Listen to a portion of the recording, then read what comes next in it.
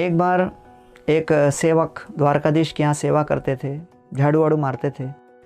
द्वारकाधीश को खड़ा हुआ देखकर वो कहने लगे, प्रभु हजारों की संख्या में लोग आते हैं, आपके सामने अपना आत्मसमर्पण करते हैं, खड़े खड़े सबकी प्रार्थनाएं सुनने में कितना कष्ट होता होगा।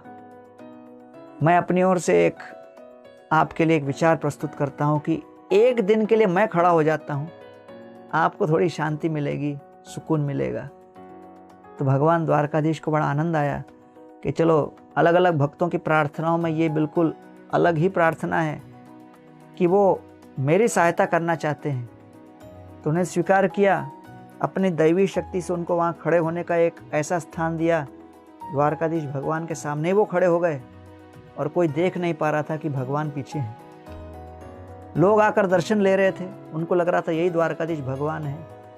तो सर्वप्रथम एक बहुत रईस व्यक्ति आए, प्रार्थना किए, प्रभु मेरा व्यवसाय दुगना हो जाए, प्रचुर मात्रा में धन कमाऊं। और प्रार्थना करते करते उनका बटुआ और उसके अंदर जितना कुछ धन था, बहुमूल्य रत्न इत्यादि, वो वहीं छूट गया, ध्यान नहीं दिया, चले गए। कुछ समय के पश्चात एक बड़े गरीब व्यक्ति आए और दीनहीन अवस्था में प्रार्थना करने लगे, प्रभु मेरे पास कुछ है ही नहीं, केवल एक मुद्रा रह गई है, ये एक मुद्रा आपको मैं समर्पित कर रहा हूँ, कृपा करके इसको स्वीकार कीजिए, कुछ भविष्य में धन आएगा तो आपको समर्पित करूँगा, आप कृपा करके कुछ सहायता कीजिए। जैसी आंखें खोली, देखा कि जो रईस व्यक्ति ने अपना पूरा धन का पोटली रख दिया, वो उसके सामने पड़ा हुआ उठा के लेके गए।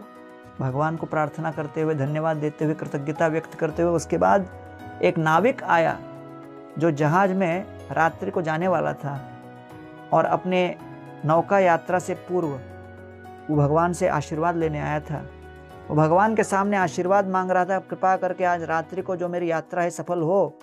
और प्रार्थना कर ही रहा था, तभी अचानक ये रईस व्यक्ति पुलिस को लेके आया कि कोई यहाँ पर मेरा बटुआ चुराया है। और इस नाविक को प्रार्थना करते हुए उसको लगा इसी ने चुराया है, पकड़ लिया उसको और कहता है पुलिस को इसी ने चुराया है। पुलिस उसको दंड देने वाली थी। तब ये सेवक जो द्वारकाधीश के रूप में खड़े होकर प्रार्थनाएं सुन रहे थे, सारा नाटक देख रहे थे, उनको लगा कि अभी मैं नहीं बोलूँगा तो निर्दोष व्यक्ति बुरी तरह से फंसेगा। तो तुरंत उसने जोर से चिल्लाया, मैं द्वारकाधीश बोल रहा हूँ, वास्तव में वो गरीब व्यक्ति जो आया था बटुआ उसके पास है, ये निर्दोष है। तो गरीब व्यक्ति को बुलाया गया और बटुआ उन्होंने लाके समर्पित किया और कह दिया कि वास्तविक वृत्तांत क्या था। नाविक वहाँ से बच निकले, रात्रि को जहाज में गए, जहाज डूब गया, मृत्यु हो गई। अगले दिन द्वारकाधीश ने इस सेवक को पूछा, कल का दिन कैसा गया?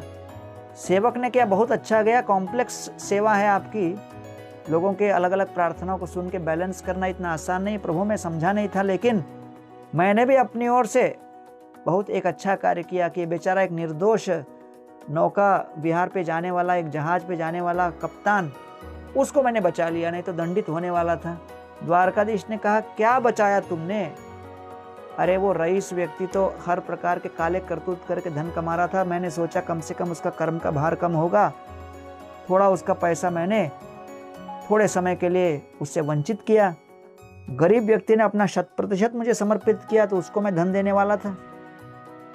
और रात्रि को इस नौका का एक्सीडेंट होने वाला था, इसलिए मैंने ये न के न प्रकार हस्ताक्षेप करके इसको जेल में डलवा रहा था, जिससे कि कम से कम उस रात्रि को बच जाए। लेकिन आपने किए कराए पे पानी फेर दिया, अपना दिमाग लगाया और देखिए क्या हुआ।